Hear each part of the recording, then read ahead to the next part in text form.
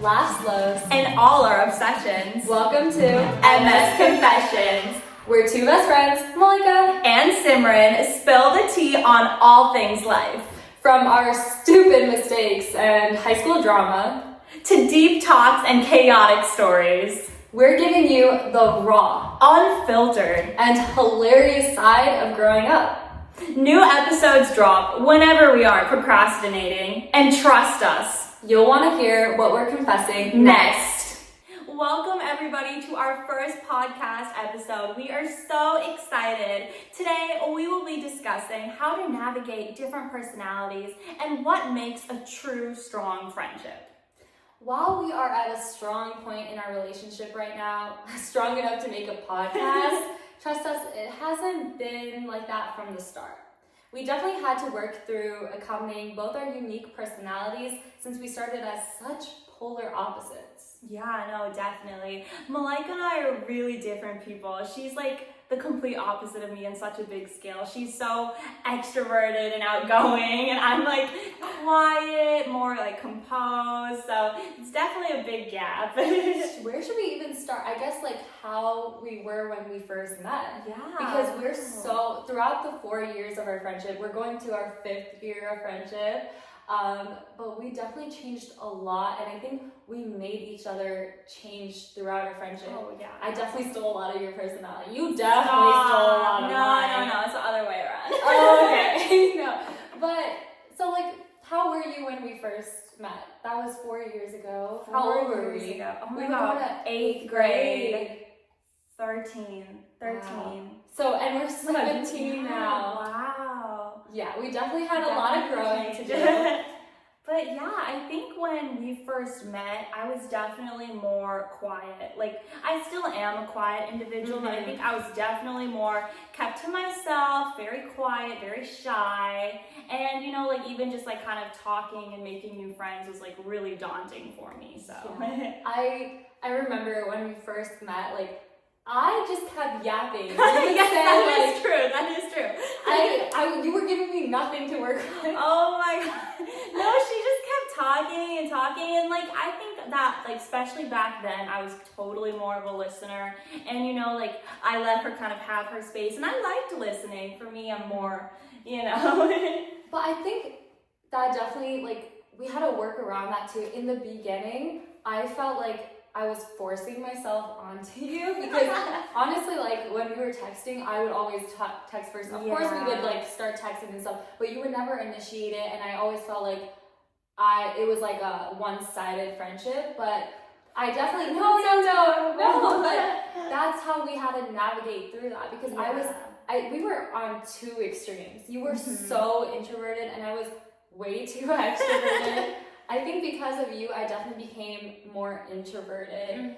And do you want to talk about how you became more extroverted? Because that change is crazy. Oh my God, yeah. I think with Malika, I'm more of like, you know, I like things the way they are. Like, if I like something, I stick to it. And I think Malika really like pushed me out of that comfort zone and brought out things in me that I didn't know was there. Like, you know, like being able to like start new connections and just being able to talk to each other, which she has made a lot more easily for me. And I think she's just made me an overall more outgoing person. Like, I think just like even with you, like I feel like I've been able to share more, I've been able to kind of be more myself and kind of embrace that part of me that I didn't know I could. Wow. Wow, okay, maybe say some nice things about me now. No, there's nothing nice. No, I'm kidding. Hey guys, crop that up. When I first met you, of course, you were so introverted, but I think that helped me like balance myself out because again, I was really extremely extroverted, and I was only really extroverted because I felt like I needed to. Like, okay, so I'm getting a little sidetracked. Oh no. Like I always do, but I was like such a big people pleaser, and we can talk about this later. Yeah. But I just did everything for people, and I just like couldn't spend time with only myself. Did I hate myself or something? I don't know. That's why I was so extroverted, and I felt like I had to always entertain, or people would get like tired of me or bored of me.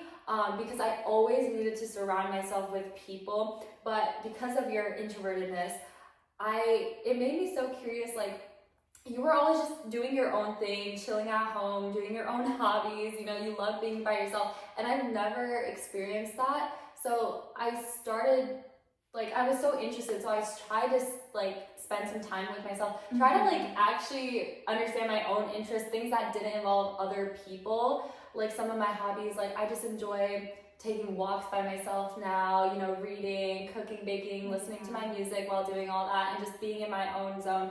But that, I really became more introverted, and I like my own space now, you know? Like, I like being with myself, and I realized, like, I could have my own hobbies, and I didn't have to involve people. So in that way, I became more introverted. I just like spending time with myself now. Yeah, and I think for me, it was like kind of the complete opposite, where I spent too much time with myself. I was very occupied with my own ability, like of own passions, like my own hobbies and own ideas, and I found that security within myself. But by spending time with you, like, it's been able to, like, I'm able to find those same things that make me happy in other people as well. So I'm able to kind of wanting to be with other people and being able to spend time with them and getting that same, like, sense of, like, dopamine from them too.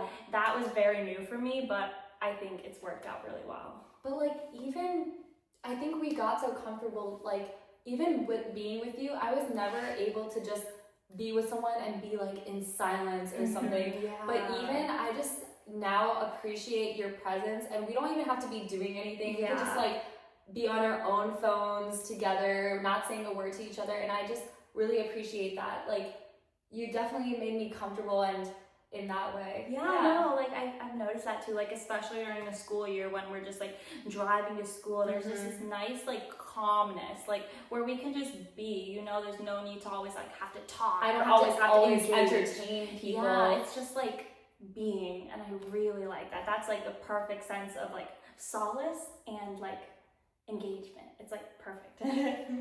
If that makes sense. Another point I really wanted to add, like, introverted, extroverted, that was, like, our main thing. We're such black cat golden retrievers. Oh my god, that's her favorite. We all know. Guess who? But I want to bring up, like, but that goes along with me always, like, wanting attention from other people and thinking I always have to entertain them and stuff. I was such a people pleaser. Yeah. It was so bad. I would do anything for their validation. I guess I really cared about what people thought of me, and that really affected me. But you definitely taught me to be, and even, like, comfortable with being myself, like, in my own space and stuff. You taught me to be comfortable just being myself. And I don't have to always please other people. And I definitely became more confrontational as well. And I'm just more, I would say I became more comfortable just being myself, not being myself with other people, like that persona I put on, you know? Yeah, no, I understand, because, like, you have such a, like, unique light to you, and this is all for the podcast. No, like, and, like, seeing, like, I remember, like, kind of that people-pleasing, like, 8th grade, 9th grade, like, seeing that, and then seeing other people kind of, like, dim your light and, like, who you are, but seeing how you've, like, grown from that and just, like, embraced being you, and I think that is, like, amazing. Like, there's no word for that type of growth and that type of, like, improvement, but, like, that's all you. Like, that's all you. No. I was just cheering from the sideline. No, it's because you were so mean. You taught me how to be mean to other people. No, I'm kidding. That's just that's just an inside joke. Haha, very funny.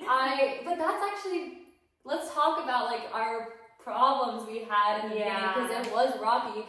I thought you were so mean, but that just came from our miscommunication. Do you want to add to that? Yeah, I thought Malaika was, like, a little too outgoing per se. I felt like I could kind of sense that sense of, like, you know, like, that fake persona, because the way she would act with other people was different than how she would act with me. I knew like, immediately.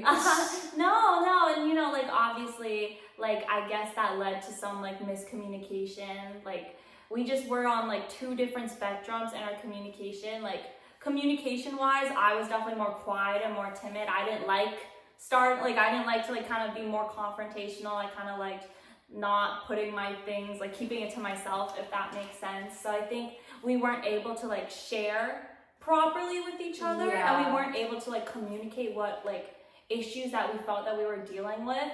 And I think that like, you know, like we weren't ever able to handle our own issues like on our own. I think like a lot of other people got involved, and I think that's one important Oh my thing. god, don't let anyone get involved. Yeah. In your business. When you have a friendship, it's just between you and that other person. Like, don't let other people like put in their own like 2 cents, because like that's not their issue. Like, I get so many people are like, oh, I want to give you advice, I want to help, but like I understand that, but it's to an extent. And I think at the end of the day, the only people that can resolve an issue is the people who are facing it. And I think when we finally learned that, we were able to kind of break that thing that was holding us back. You're so wise. I know. Okay. Actually.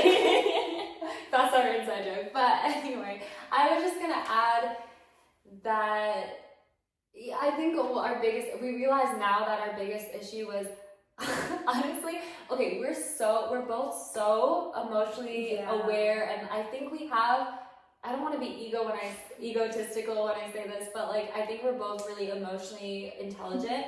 And I think in the beginning of our friendship, we immediately knew if there was something off with the other person. Like I constantly thought you were mad at me. Well, you thought I thought she was mad at me. Because she was not expressive. Again, she was so quiet. She would never express her feelings, and I was very open about my feelings. I was just very vocal about everything. I always thought like she was mad at me, but I would be mad at her that she wouldn't say anything, even though like I could feel that awkward tension and nothing would become. I'm a person that like if there's a problem, I need it solved right away. Like problem with other people, like I have such a like heavy heart if it's not solved, and you do too. But you were just so like I was scared. I feel like for me, like, you know, like Malaika and I, we clicked so quickly that I was like kind of scared. Like I don't want to like put all my eggs in one basket, because then it's like, how vulnerable can I be? And especially this was so early in our friendship, and then at the same time there was that miscommunication. I thought she was mad at me, so I was like, oh my god, I can't tell her things, like she's mad at me. It was a whole circle. It was like never ending until we were able to just like cut everybody out and be like, hey, like I feel like this is such an important question. Like you have to ask your like friend, like, what do they need? Like everybody is different. Like everybody needs different forms of support, whether it's words of affirmation or just like, you know, physical touch, like space. Like everybody is so different, and people may want different things depending on the situation as well. That's why I think like that's like the most important question. And I think once you ask that and once you like really listen, then you can kind of start seeing that change. Do you want to talk about our love languages? Because, oh my god! Because honestly, like, I think that also was a problem. And then until we had to realize ourselves what we wanted in a friendship, because we haven't had strong amount of strong friendship. But I've never had this kind of relationship with someone, and it was scary in the beginning. So I didn't even know what I wanted out of it, or what to expect from you. But once we figured out on our own what we wanted to receive as love and how we show our love, that's when we really it really clicked, and we were able to build a stronger foundation.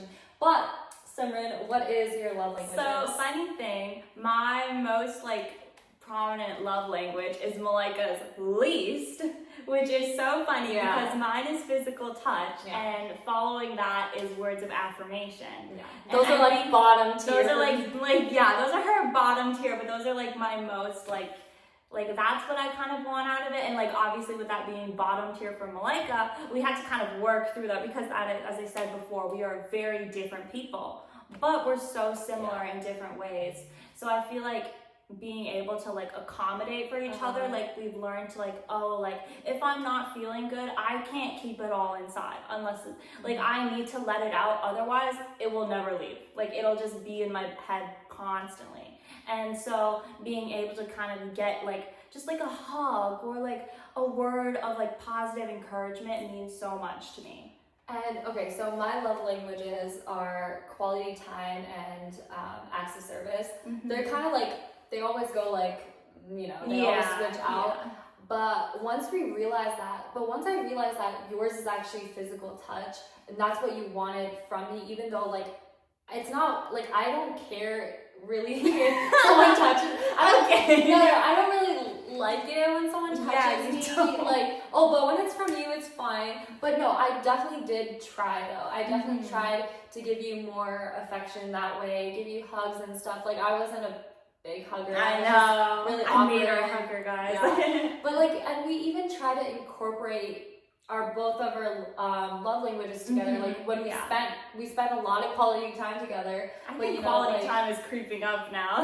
yeah, Definitely. But like during that quality time, we will be like our arms will be linked or some small little like, or our just shoulder sense of like closeness. I Yeah. feel like that is what I find really comforting. Just and like that sense both of ways. closeness. That in that sense, like we both are Both, receiving the love we want, and you really tried to do my love languages for me. Yeah. Like whenever I'm upset or anything, you just like want to hang out. You'll just get me out of my house. That's very okay. Yeah, that's a big issue for me. Yes. About when I'm upset, because I'm such an extroverted person all the time. But I'm so sensitive. We're both really sensitive, but my coping mechanism is really bad. Stop, yeah, guys. Yeah, we're gonna work on that. That's a big deal. We still deal with that difference. We're still working through that. Yeah. But do you want to talk about it?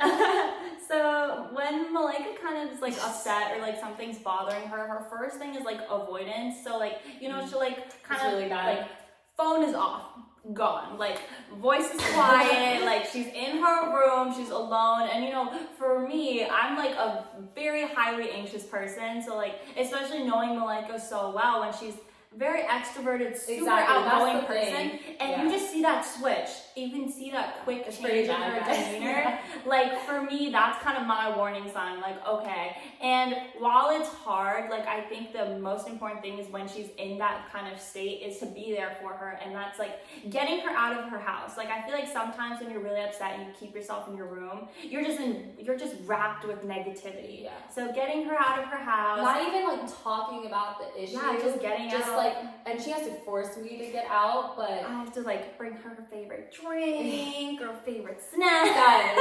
or acts of service. Yeah, oh my god, but I love it. It's actually so fun. There's one time she was like really sick and she wasn't feeling good. I had so much fun. I got her like 3 different drinks, and then I made her soup and stuff. And then I cried. cried. Like it was so fun. Like, you know, like I think like that I really do like doing those things for her. So, and I think and now because you learned my love language, we spend so much time loving each other.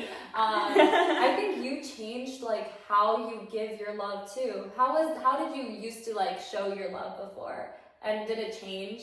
It definitely changed for me. Yeah, I don't think I did acts of service. Yeah, I feel like for me, like, cause I guess with other people it was physical touch, cause that's what like, you know, like with my family, you know, things like that. They're and like, you know, like words of affirmation. But for you, like it's different. So I feel like I was able to like take that in and listen and then like accommodate. And I think it worked out really great because I love giving her gifts and kind of like being able to, you know, spending time with her too. Like I find that really fun. And I think that's a really good way for us to like bond.